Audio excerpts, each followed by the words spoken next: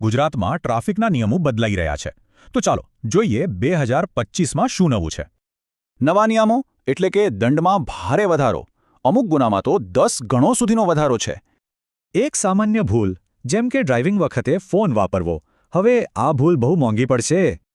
જી હા, સીધા 5,000 રૂપિયાનો દંડ અને ઉપરથી 1 વર્ષની જેલ પણ થઈ શકે છે.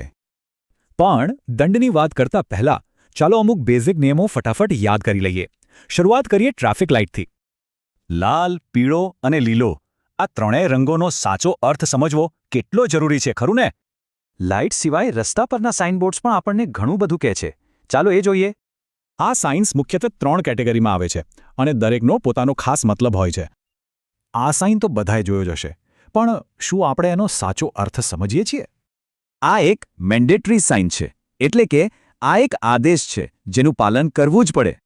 મતલબ કે વાહનને પૂરેપૂરું રોકવાનું છે અને અવગણવું એક મોટો ગુનો ગણાય છે. ઓકે, હવે જોઈએ એક અલગ પ્રકારનો સાઇન. આ આપણને સાવચેત કરે છે.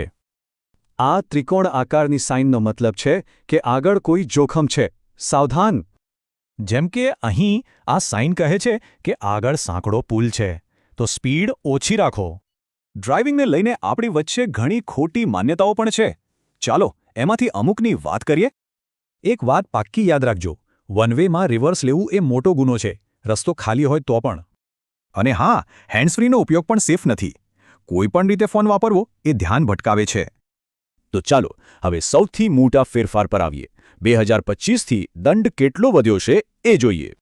એકદમ કોમન ભૂલ છે, હેલ્મેટ વગર ગાડી ચલાવવી, પણ હવે એ નહીં ચાલે.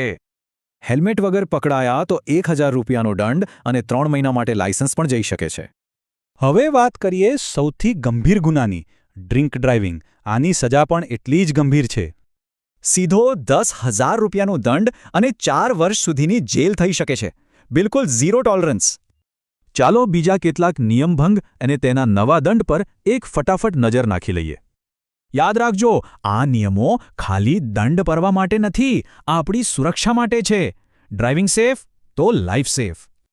તો દરેક સફર વખતે રસ્તાને વધુ સુરક્ષિત બનાવવાની જવાબદારી આપણા સૌની છે, ખરું ને?